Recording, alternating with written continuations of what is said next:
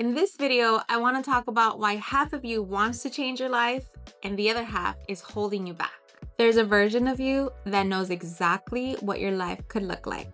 Clear, confident, dedicated, waking up with intention, moving with purpose, not second guessing every decision.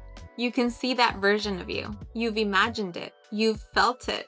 And then there's the version of you that keeps choosing the same habits, the same people, the same comfort. The version that says, maybe tomorrow, just one more time. It's not that serious. And the hardest part is they both exist at the same time. Not one after the other, not one replacing the other, but at the same time. What's the real fear? We think we're scared of failure, but we're not. Because if it was just failure, we try again anyways. What we're really scared of is everything that comes with change. We're scared of becoming someone new, losing people that only knew the old version of us, being misunderstood, outgrowing spaces that we once felt comfortable in, not recognizing ourselves anymore. Because change doesn't just upgrade your life, it redefines you. It changes how you show up. It changes what you tolerate. It changes what you're willing to accept. And that's uncomfortable because now you can't go back pretending that you don't know better. Are you scared of the in-between? You're scared of becoming someone your old life doesn't recognize. So you end up here in this weird middle space, the in-between, where your old life doesn't fit anymore, but your new life hasn't fully started. You don't feel like your old self, but you don't fully feel like your future self either. And that space, it feels uncomfortable.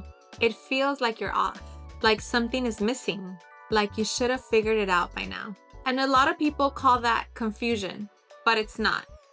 It's transition. It's what it feels like when you're shedding an identity that you've been attached to for so long. And honestly, that might be one of the hardest parts. Because at least before, you knew who you were, even if it wasn't the version you wanted to be. Remember, you're not confused. You're just in transition.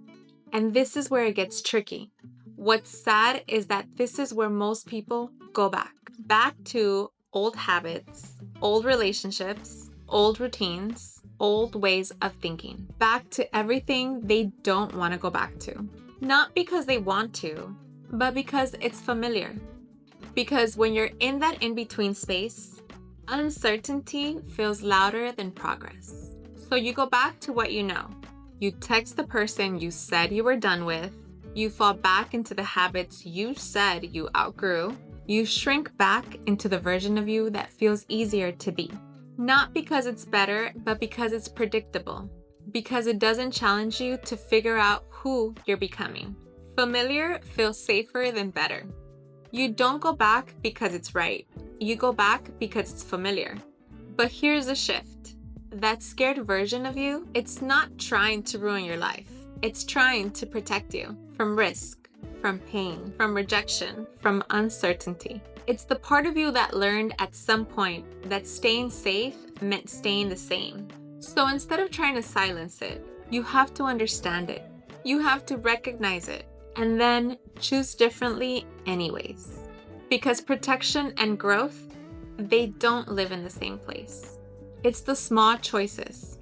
You don't stay the same because of one big decision. It's the small ones that you repeat every day. The internal dialogue that you don't notice. And the craziest part, most of this doesn't even feel intentional. It feels like thoughts, quiet ones. The ones that sound like, it's not the right time. I'll feel more ready later. Let me just figure things out first. What if I mess it up? And those thoughts feel valid. They feel logical. But if you really listen to them, they're just fear, dressed up as reasoning. They're the voice that keeps you where you are, while convincing you it's the smart thing to do. And if you don't question that voice, it becomes the one you follow. Your fear isn't trying to hold you back. It's trying to keep you safe. So maybe the goal isn't to get rid of fear. Maybe the goal is to stop letting it decide. To stop waiting for the moment where everything feels clear, where everything feels certain, where you finally feel ready. because that moment, it doesn't come.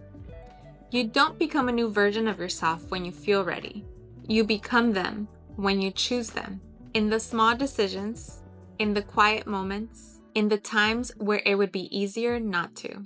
Even when you're unsure, even when you're uncomfortable, even when part of you is still scared. Because the truth is, that fear, it doesn't mean that you're not ready. It usually means you're actually getting close. If this video resonated with you, please let me know in the comments. Don't forget to like and follow for more.